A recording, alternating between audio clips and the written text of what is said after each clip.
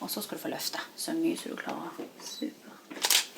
Jeg heter Kari Marlene Langhøle, og jeg er 40 år, og jeg håper at etter denne behandlingen ser litt friskere ut i fjeset, og litt mer våken, og litt mer glød kanskje.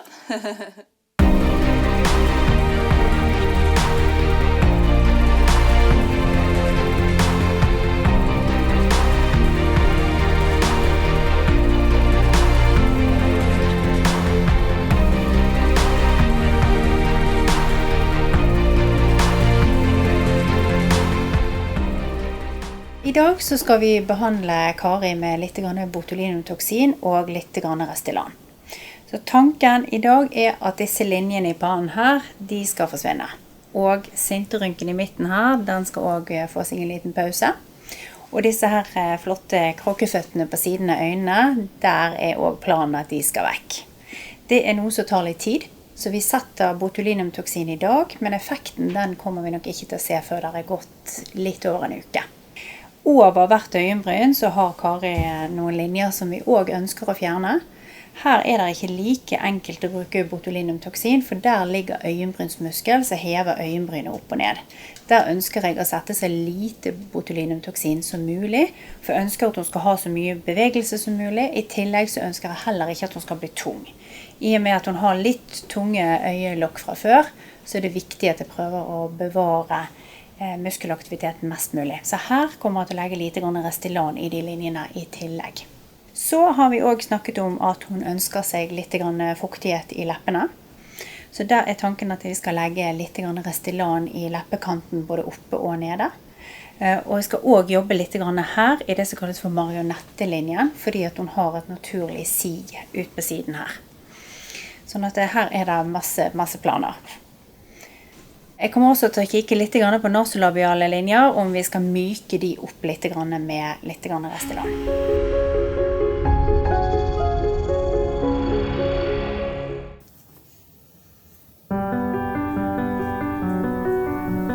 Den god, skal du få løfte så mye som du klarer.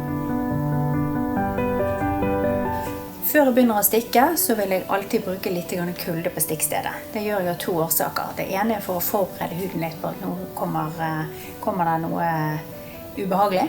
Og det andre for å få blodkarene I området til å trekke seg godt sammen, sånn at vi forhåpentligvis unngår blåmerke.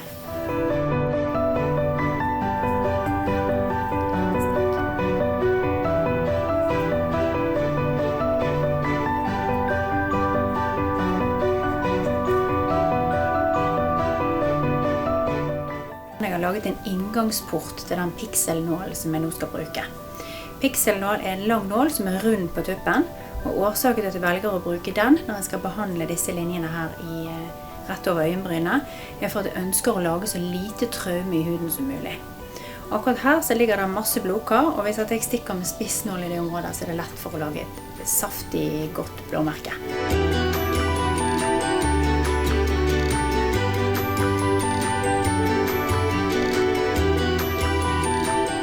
Så nå setter jeg I tillegg noen bitte små enheter med botulinumtoksin I dette området, for å få muskel til å miste litt ut av den kraften som man har nå.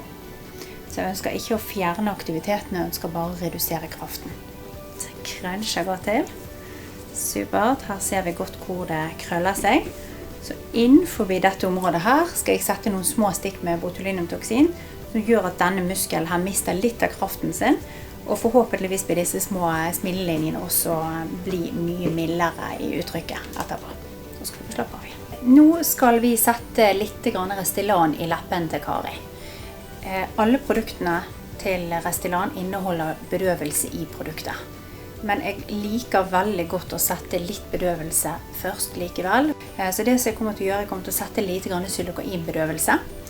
Veldig mange gruer seg til bedøvelsen, men blir positivt overrasket fordi at det lite vondt. Så, nå jeg ferdig med leppen, så det jeg ønsker å jobbe videre med nå, det munnvikene. Jeg ønsker å løfte munnvikene litt opp. Det for å heve leppekanten her ute litt, samtidig fylle ut litt ut av det lille volumtapet som vi ser I munnviken her. Det vi har funnet ut at vi ønsker å gjøre med Kari i tillegg, det også å bygge litt grann hake. Hake, det handler veldig mye om balanse i et ansikt. Rett fremfra så det faktisk ikke så lett å se at det mangler litt grann hake for å få balanse. Men med en gang jeg kommer inn fra siden og ser Kari sin profil, så ser jeg at det hadde vært veldig, veldig pent i forhold til balansen i ansiktet og bygget litt grann mer hake. I tillegg så ønsker jeg å dempe og myke opp de nasolabiale linjene litt grann.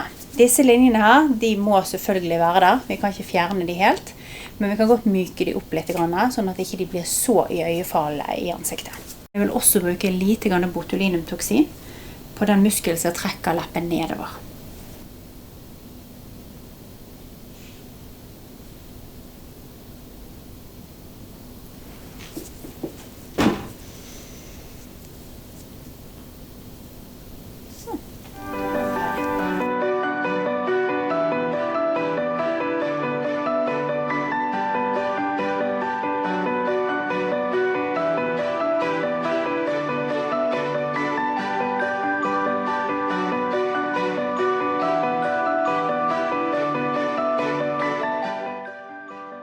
Ja, nå det en måned siden siste behandling, og etterpå der så har jeg ikke merket noe veldig forskjell selv. Det har skjedd over tid, og det har vært gradvis hele tiden, sånn at når jeg våkner opp og ser meg selv i speilet nå, så ser jeg den samme personen som jeg gjorde før. Folk som kjenner meg, de har ikke sagt så veldig mye da, men de sier jo at jeg ser bedre ut i fjeset da. Fått finere hud og rett og slett ser litt yngre ut. Altså, etter jeg begynte å behandle meg her hos Frøken Ding, så har jeg opplevd at jeg har blitt stoppet av folk som jeg ikke kjenner, og de har gitt meg kompliment over at jeg ser veldig flott ut.